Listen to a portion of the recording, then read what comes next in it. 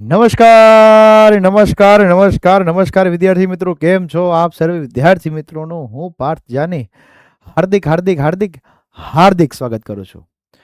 પ્રકરણ નંબર 1 અને પહેલા ચેપ્ટરનો ભાગ 3 પ્લાસીનું યુદ્ધ પૂર્ણ થયું અને આજે આપણે ભણવાના છે બક્સરના યુદ્ધથી શરૂઆત, કે બક્સરનું યુદ્ધ શું છે અને પ્લાસીનું યુદ્ધ તો જોયું કે ભાઈ બંગાળના રાજા સિરાજ ઉદ્દૌલા સાથે સેનાપતિ મીર જાફરે ષડયંત્ર રચ્યું અને દગો કર્યો એટલે યુદ્ધ હારી ગયા.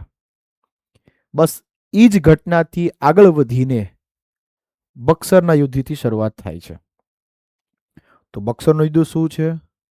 બક્સરનું યુદ્ધ કોની કોની વચ્ચે થયું હતું? બક્સરનું યુદ્ધ શા માટે થયું હતું? કોની જીત થઈ, કોની હાર થઈ, એ આજના લેક્ચરમાં આપણે જોવાનું છે. શરૂ કરીએ બક્સરનું યુદ્ધ ભાગ નંબર 3. અને હા, આગળના ભાગો ન જોયા હોય તો ખાસ જોઈ લેજો. અને હા, લેક્ચર કેવો લાગે છે ખાસ કોમેન્ટ કરજો. મજા આવે છે ને? ચાલો શરૂ કરીએ ભાગ નંબર 3. બંગાળના રાજા મીર કાસિમે અવધના રાજા મુઘલ સમ્રાટ સાથે મળી અંગ્રેજોને ભારતમાંથી બહાર હાંકી એટલે બહાર મોકલી દેવા માટે એક યોજના બનાવી. મીર કાસિમ, અવધના રાજા, મુઘલ સમ્રાટ. શું લાગે, જશે ખરા? યુદ્ધ જીતશે ખરા? કારણ કે સંયુક્ત સેના પાસે 50,000 સૈનિકો છે. સંયુક્ત એટલે 3, 1, 2 અને 3 રાજા, અને કંપની પાસે 7,072 સૈનિકો છે. देखते हैं किसमें कितना है दम, वह बाजीराव सिंघम. હા, તો શું લાગે છે જોઈ લઈએ ને ભાઈ. મેજર મનોરના વડપણ એટલે કે એમની આગેવાની હેઠળ 3 શાસકો વચ્ચે બક્સરનું યુદ્ધ થયું 22 ઓક્ટોબર 1764 ના રોજ. ઓબ્જેક્ટિવ સવાલ. હવે અંગ્રેજ તો જીતી ગયા. પ્લાસીનો નિર્ણય વધુ દ્રઢ એટલે આમ વિશ્વાસપાત્ર બની ગયો. એક સાથે 3 સેના, પેલી બાજુ અંગ્રેજો. એવું કોઈ ભારતમાં હતું જ નહીં. શું થશે, શું નિર્ણય આવશે, કોઈને ખબર નથી. ચાલો આગળ વધીએ. બક્સરના યુદ્ધથી અંગ્રેજોને બંગાળ, બિહાર અને ઓડિશાની દીવાની એટલે કે રાજ કરવાની પણ કેવી મિલકત પ્રત્યે સત્તા મળી. તેઓએ વિધિસર એટલે એના ઉપર આક્રમણ કર્યું, જીતી ગયા અને લીગલી માલિક બની ગયા. સંચાલનની જવાબદારી રાજાના શિરે એટલે એના માથે આવી ગઈ. એટલે દ્વિમુખી શાસન પદ્ધતિ થઈ ગઈ. રાજાનું પણ સાંભળવાનું ને અંગ્રેજોનું સાંભળવાનું. દ્વિમુખી પદ્ધતિ. ધોરણ 6, 7, 8 ની દરેક વિષયની વિડીયો PDF મેળવવા માટે આજે જ ડાઉનલોડ કરો વિદ્યાકુલ એપ્લિકેશન. વિદ્યાર્થી મિત્રો, જ્યાં તમને મળે છે દરેક લેક્ચરની PDF, સ્વાધ્યાયનું સોલ્યુશન, MCQ ટેસ્ટ. તો રાહ શેની જોવો છો? આજે જ વિદ્યાકુલ એપ્લિકેશન ડાઉનલોડ કરો અને મેળવો PDF. ત્યાર પછી રાજા હારી ગયા અને પછી આવ્યું મૈસૂર વિગ્રહ એટલે મૈસૂરનું યુદ્ધ. મૈસૂરનું યુદ્ધ. મૈસૂરમાં કેવી રીતે વિગ્રહ થયા? મૈસૂરમાં કેવી રીતે વિગ્રહ થયા? પણ આ બક્સરના યુદ્ધ તમને એવું લાગે કે કંઈક સાહેબ અધૂરી માહિતી હોય એવું નથી લાગતું? બરાબર, તો તમને સમજાવું. એનું આમ જોવા જાય ને તો યુદ્ધ કઈ રીતે થયું. મીર જાફરને રાજા બનાવી દીધો હતો. મીર જાફર પાસેથી બધું ધન મેળવી મીર કાસિમને લઈ આવ્યા. મીર કાસિમ પાસેથી બધું ધન મેળવી ફરી પાછું મીર જાફરને લઈ આવ્યા. અને મીર જાફરને લઈ આવ્યા એટલે મીર કાસિમ ભાઈને ખોટું લાગ્યું કે મને રાજા બનાવી દીધો ને પાછો એ ભાઈને રાજા તરીકે લઈ આવ્યા. એટલે મીર કાસિમ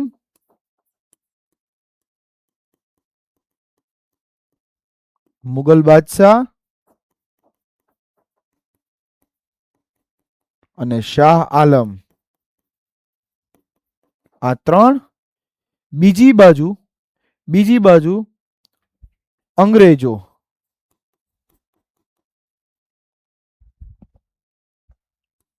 કોણ હતું? અંગ્રેજો.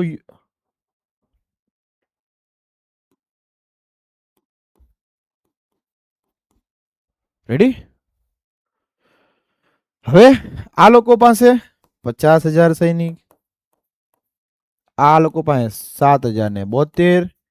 યુદ્ધ થયું, પણ આની પાસે આ બધા આધુનિક શસ્ત્રો હતા, જેના કારણે બંને વચ્ચે યુદ્ધ થવાના કારણે બંને વચ્ચે થયું યુદ્ધ, અને યુદ્ધની અંદર અંગ્રેજોની થઈ જીત અને આ લોકોની થઈ હાર.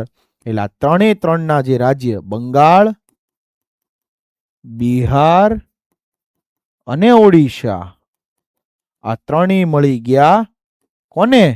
ઈસ્ટ ઇન્ડિયા કંપનીને, એટલે કે અંગ્રેજોને. આ હતું બક્સરનું યુદ્ધ. હવે તમને સમજ પડી હશે કે બક્સરના યુદ્ધની અંદર અંગ્રેજો કઈ રીતે જીત્યા અને કઈ રીતે આ ત્રણ સંયુક્ત સેનાની હાર થઈ.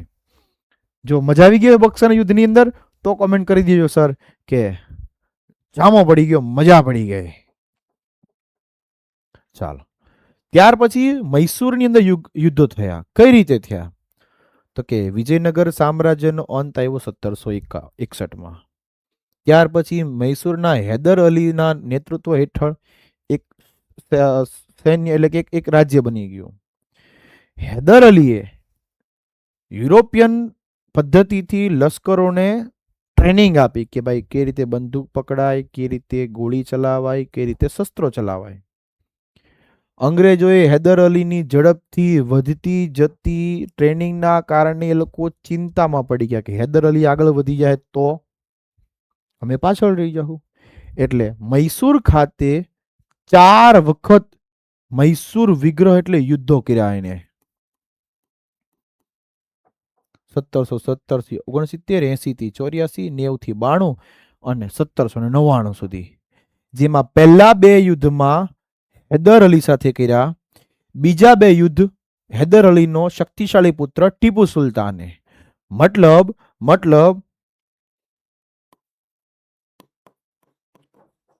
અંગ્રેજો પ્રથમ યુદ્ધમાં હૈદર અલી સાથે, બીજું યુદ્ધ અંગ્રેજો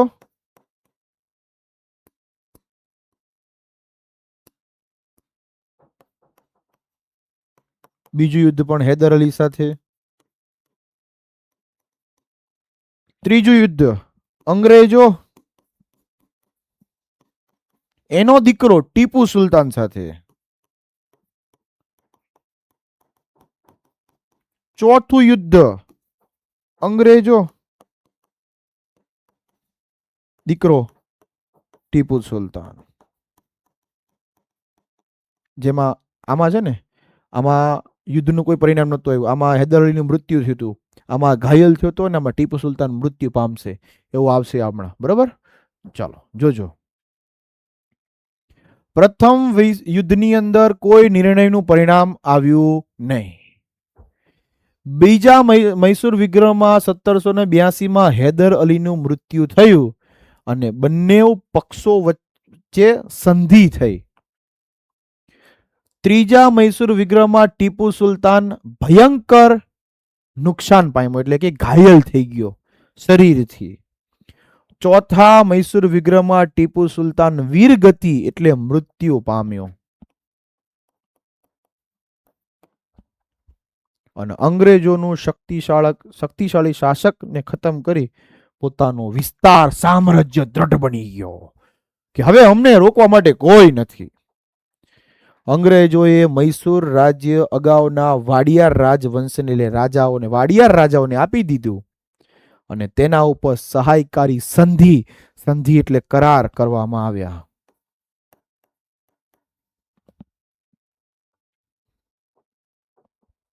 પહેલામાં કોઈ નિર્ણય નહીં, બીજામાં હૈદર અલી મૃત્યુ પામ્યો, ત્રીજામાં ટીપુ સુલતાન ઘાયલ થયો, ચોથામાં મૃત્યુ પામ્યો અને સત્તા વાડિયાર રાજાને સોંપી દેવામાં આવી. બસ આ તો અંગ્રેજોનું કામ હતું. અંગ્રેજોનું બસ આ જ કામ.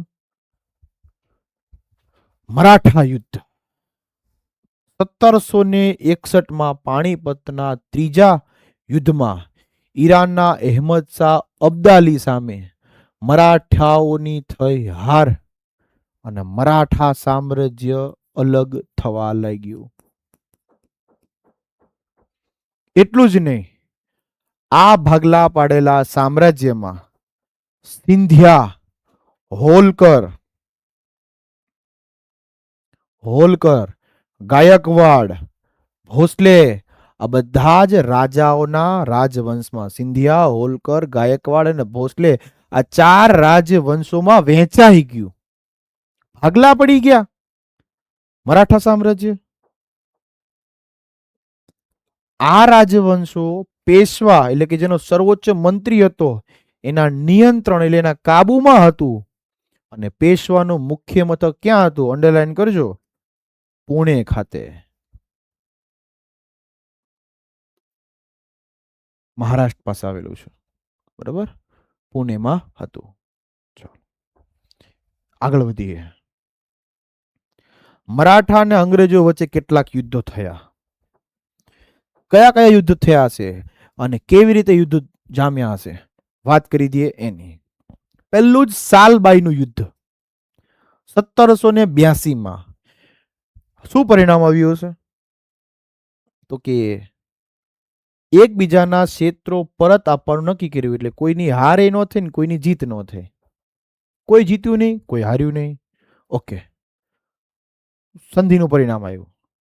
બીજું, દ્વિતીય અંગ્રેજો અને મરાઠાઓ વચ્ચે થયું. વેલેસ્લીએ મરાઠા ઉપર અંગ્રેજોની આણ વર્તાવી એટલે પોતાની સત્તા વધારે મજબૂત છે એવું સાબિત કરી બતાવ્યું. આ યુદ્ધથી ઓડિશા અને યમુના નદીના ઉત્તરે આવેલું આગ્રા અને દિલ્હીના ક્ષેત્રો પોતાના કાબુમાં આવી ગયા, કબજામાં આવી ગયા, કાબુમાં આવી ગયા.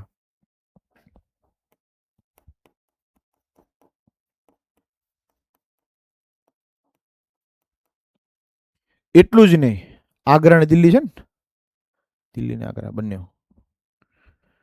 ત્રીજું મરાઠા યુદ્ધ અંગ્રેજો અને મરાઠાઓ વચ્ચે.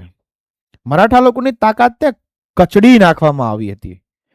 પેશવાના પુણેમાંથી હટાવી કાનપુર પાસે બેઠુરમાં પેન્શન આપી મોકલી દીધા કે ભાઈ તમારે હવે ત્યાં જ રહેવાનું છે, આ બાજુ આવવાનું નથી. ત્યાર પછી વિધ્યાંચલ પર્વતમાળા છે એ વિધ્યાંચલથી શરૂ કરી દક્ષિણના બધા જ ભાગ ઉપર કંપનીની સત્તા સ્થાપી દીધી અને સંપૂર્ણ ભારત ઉપર બ્રિટિશ સત્તા સ્થાપના થઈ ગઈ. કે હવે બધી જગ્યા ઉપર અંગ્રેજો અંગ્રેજો અને અંગ્રેજો જ, બીજું કોઈ વાત નહીં કરવાની. રેડી, આગળ જઈએ. હવે હવે હવે શું પરિણામ આવશે? અંગ્રેજોનું શાસન વહીવટી તંત્ર ભારતમાંથી પોતાની સત્તા વહીવટી તંત્ર સ્થાપવા માટે વહીવટ તંત્રમાં વ્યાપક એટલે મોટા પાયે અનેક પરિવર્તનો, નવા સુધારા લાવ્યા. એટલું જ નહીં, તેમનું મુખ્ય એક જ ટાર્ગેટ હતું, ભારતનું પૈસે ટકે શોષણ એટલે ભારતને લૂંટવાનું અને ઇંગ્લેન્ડને ધનવાન બનાવવાનું હતું. મતલબ કે એનું એક કામ હતું, ભારતમાંથી બધું પૈસો લઈ અને ઇંગ્લેન્ડમાં પૈસો જવા દેવાનો, ઇંગ્લેન્ડને ધનવાન બનાવવાનું.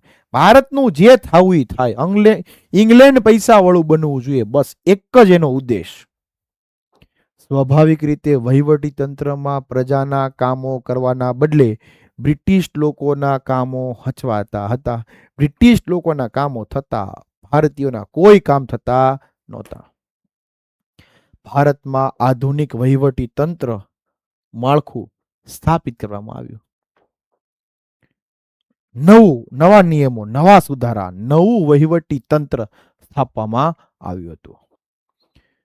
હવે આગળના ટોપિક તરફ જઈએ. નેક્સ્ટ, બ્રિટિશ ભારત સરકારનું માળખું અને સંધિ ધારા. સંધિ ધારા એટલે સિવિલ સર્વિસો. સંધિ ધારાનો મતલબ એવો થાય કે લોકોના કલ્યાણ માટે, લોકોના ભલા માટે, લોકોની સુવિધા માટે સરકાર દ્વારા કરવામાં આવતા કાર્યને સંધિ ધારા કહેવાય. રેડી? જઈએ આગળ. ચાલો. ઈસવીસન 1773 થી વિભિન્ન એટલે અલગ અલગ સંધિ ધારાઓ શરૂ થઈ. 1773 ગવર્નર જનરલની નિમણૂક એટલે પસંદગી કરવામાં આવી કે હવે ભાઈ આ લોકો ભેગા મળીને ભારતનો વહીવટ કરશે, જેમાં બે કામ: ભારતના વહીવટી તંત્રનો સર્વોચ્ચ વડો, એક અધિકારી, અને 3 સભ્યોની પરિષદ એટલે સભા કરવામાં આવશે. એટલું જ નહીં, સુપ્રીમ કોર્ટની એટલે કે હાઈકોર્ટથી ઉપર સુપ્રીમ કોર્ટ આવે ને, આપણે કેમ અત્યારે દિલ્હીમાં છે, એવી કોર્ટની રચના કરવામાં આવશે. જજ, ન્યાયાધીશ, જજ, કોર્ટ. યસ. કંપનીઓના વ્યાપારિક એકાધિકારની સ્થાપના કરવા માટે સમાપ્ત અને બ્રિટિશ સંસદ નિયંત્રણમાં એટલે એના કાબુમાં રાખવામાં આવશે. કંપનીના વેપાર અધિકારો સમાપ્ત થયા અને સુપ્રીમ કોર્ટની સ્થાપના થઈ. હવે ભાઈ તમારું કોઈ કામ હાલશે નહીં, બસ કોર્ટ કે એ સાચું. વિશાળ સત્તા ધરાવતા ગવર્નર જનરલ ઉપર સંપૂર્ણ કાયદા ઘડી શકવા માટે એના ઉપર એક સભા ગોઠવવામાં આવી, જે સંપૂર્ણ બ્રિટિશ શાસનની નીચે હતી. એટલું જ નહીં, બ્રિટિશ ઈસ્ટ ઇન્ડિયા કંપની ઉપર પોતાનું સામ્રાજ્ય જમાવવા માંગતી હતી અને ઈસ્ટ ઇન્ડિયા કંપની અને બ્રિટિશ સંસદો વચ્ચે મોટાભાગની સત્તાઓ પોતાની પાસે લઈ લીધી. બધું એને લઈ લીધું. હું કહું એમ કરવાનું, મને પૂછ્યા વગર કોઈ વસ્તુ કરવાની નહીં, એવું એ માનતા હતા. બરોબર? ચાલો. સંધિ સેવાઓ. એવું કહેવાય છે કે ગવર્નર જનરલ કોર્નવોલિસે ભારતમાં સંધિ સેવાઓ શરૂ કરી હતી, લોકોના કલ્યાણ માટે, સિવિલ સર્વિસ. પણ તેણે કંપનીના કર્મચારીને વેપાર કરવા માટે પ્રતિબંધ મૂકીને ભ્રષ્ટાચાર વિરુદ્ધ નિયંત્રણો મૂક્યા. કામ કરવાનું ભાઈ, પણ કેવું? ભ્રષ્ટાચાર વગર. લાંચ આપે તો જ કામ નહીં કરવાનું, લાંચ લીધા વગર કામ કરવાનું. લોકો માટે કામ કરો. કેમ? તમે સિવિલ સર્વિસમાં તમને એટલે જ મૂક્યા છે, લોકો માટે મૂક્યા છે. તમે લોકો પાસેથી પૈસા લેશો. હે, ખીજાઈ ગયો. ખીજાઈ ગયો. તમે લોકો પાસે પૈસા લો છો, લોકો માટે કામ કરો. આવું નહીં કરવાનું તમારે લોકો ભેગા મળીને. બરાબર? મહેસૂલ તંત્ર અને ન્યાય તંત્રને અલગ કર્યા.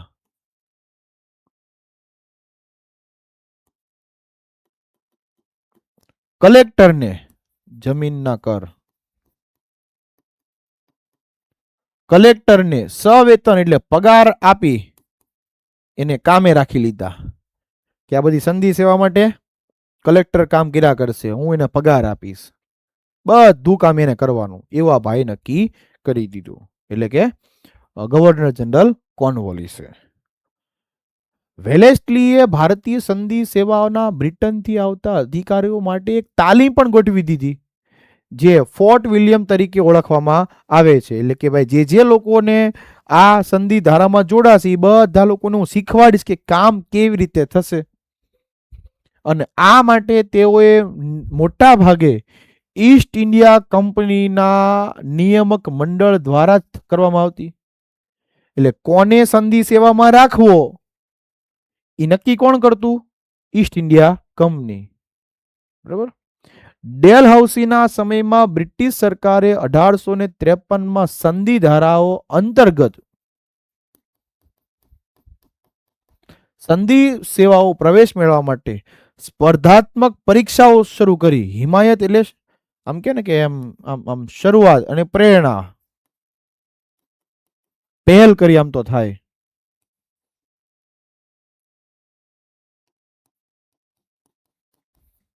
કે આપણે ભેગા મળી અધિકારીનું નિમણૂક તો કરવી છે, પણ પરીક્ષા લઈએ, ચકાસીએ કે એમને કેટલું આવડે છે. જો એ પરીક્ષામાં પાસ થાય તો એ સંધિ સેવામાં એટલે કે સિવિલ સર્વિસમાં એ લોકો કામ કરશે. કલેક્ટર, ડેપ્યુટી કલેક્ટર, મામલતદાર, ડેપ્યુટી મામલતદાર એવા બધા લોકોની નિમણૂક કરશું. પણ પરીક્ષા લેવી પડશે ને પરીક્ષામાં પાસ થાય એને તો પસંદગી થાય. નહીં તો બધા ન આવી જાય. હું કલેક્ટર, ઓલો કે હું ડેપ્યુટી કલેક્ટર, ઓલો કે હું મેયર, એમ ન હાલે ભાઈ. પાછળથી ભારતીયોને પણ આવી સંધિ સેવાઓમાં પરીક્ષા આપી, સેવાઓમાં જોડાણા, પણ જોડાઈ શકે તેવા નિયમો કરવામાં આવ્યા કે ભાઈ એ લોકો ભારતીયોને પણ આ પરીક્ષા આપવી પડશે ને એ પાસ થાય તો જ એને રાખશું. કાંઈ વાંધો નહીં ભાઈ, પરીક્ષામાં જોઈ લેવું, જો પાસ થવું તો રાખજો, બાકી હરીવાલા હાલો.